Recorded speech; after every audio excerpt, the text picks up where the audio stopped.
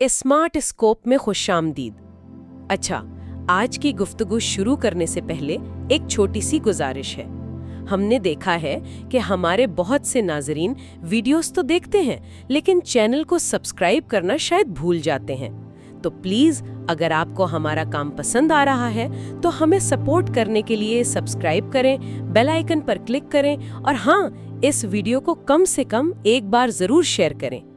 आज हम वासिफ अली वासिफ की किताब किरण किरण सूरज के फलसफे पर बात कर रहे हैं। ये सिर्फ किताब का खुलासा नहीं, बल्कि हम ये समझने की कोशिश करेंगे कि इसकी बातें आज की जिंदगी में कितनी अहम हैं।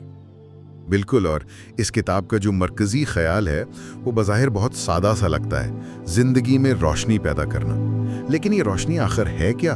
असल सवाल तो ये है। हाँ, यही मैं भी सोच रही थी। चलें यहीं से शुरू करते हैं। ये रोशनी पैदा करने वाली बात आजकल की पॉजिटिव थिंकिंग से कैसे मुख्तलिफ है? मुझे लगता है वासिफ अली वासिफ का नुक्ता नज़र ज्यादा गहरा है, शायद ज्यादा रूहानी। बहुत अच्छा सवाल है। देखें, पॉजिटिव थिंकिंग में अक्सर हकीकत को नज़रअंदाज कर दिया जाता है। बस अच्छा सोचो सब ठीक हो जाएगा। लेकिन करण करण सूरज में रोशनी का ताल्लुक सच्चाई से है, हकीकत से, यानी अपने अंदर नेकी और सच को मजबूत करना। किताब के मुताबिक इंसान की असल पहचान ही उसकी सच्चाई है। झूठ और दिखावा तो वक्ती चीजें हैं। सही। तो किरदार की बुनियाद सच्चाई पर है, लेकिन क्या यही सच्चाई हमारे रिश्तों की भी बुनियाद है?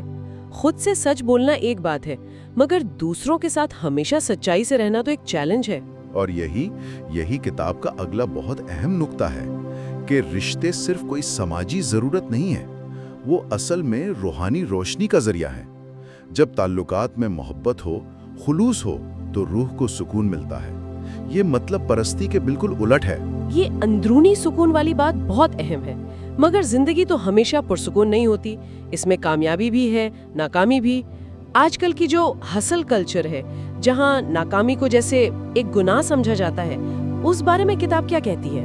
किताब तो इस कल्चर के बिल्कुल मुखालिफ नजरिया देती है। वो कहती है कि कामयाबी का मतलब पैसा या ओहदा नहीं है, बल्कि किरदार की बुलंदी है, नेक अमाल है। और नाकामी? और नाकामी को वो एक उस्ताद करार देती है, एक टीचर। किताब कहती है कि हिकमत सिर्फ इल्म से नहीं आती, वो नाकामी को सब्र से कबूल करने से आती है, ये मानकर कि ये अल्लाह की तरफ से है। वाह, ये बात मुझे हमेशा बहुत मुतासिर करती है। यानी नाकामी कोई आखिरी फैसला नहीं है, बल्कि किरदार को और मजबूत करने का एक मौका है। बिल्कुल, और यही हिकमत फिर हमारे अखलाक में नजर आती है, जैसे आजिज़ी, शुक्रगुजारी, दूसरों के लिए आसानियां पैदा करना। ये सब इसी अंदरूनी रोशनी का इजहार है जो हमें रूहानी तौर पर मजबूत बनाती है। लेकिन यहाँ एक सवाल उठता है, क्या रूहानियत पर इतना जोर देना अमली जिंदगी से फरार नहीं है? आजकल की मसरूफ जिंदगी में कोई सिर्फ रूहानी तरक्की पर कैसे तवज्जो दे सकता है? देखिए, किताब फिरार की बात नहीं करती, वो दुनिया में रहने का एक अलग तरीका सिखाती है। पैगाम ये नहीं कि जिम्मेदारियां छोड़ दो, बल्कि ये है कि इन्हें एक बड़े मकसद के साथ पूरा करो। रूहानी तरक्की तो वो ताकत है जो आपको दुनियावी चैलेंजेस का मुकाबला करने की हिम्मत देती है। दुआ, शुक्र, खुद को पहचानना, ये सब इसके औजार हैं। और इसी सिलसिले में मौत का शऊर, इसका भी जिक्र है। ये सुनने में थोड़ा संजीदा लगता है। क्या अहमियत का एहसास दिलाना है? ये खौफ दिलाने के लिए नहीं है, ये तरजीहात यानी प्रायोरिटीज दुरुस्त करने के लिए है।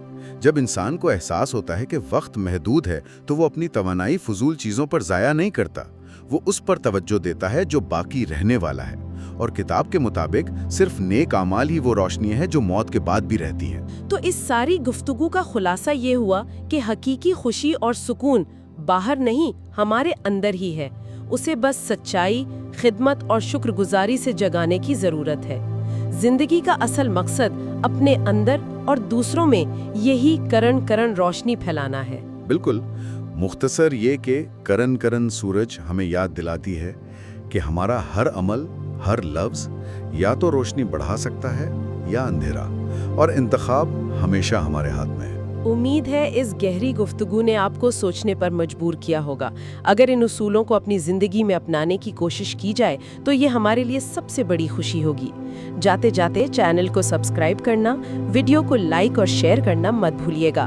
और आखिर में आप सबके लिए एक सवाल छोड़े जा रही हूँ। अगर आज के दिन आपको रोशनी की सिर्फ एक किरण फैलानी हो तो वो क्या होगी और किसके लिए? इस पर ज़रूर सोचिएगा।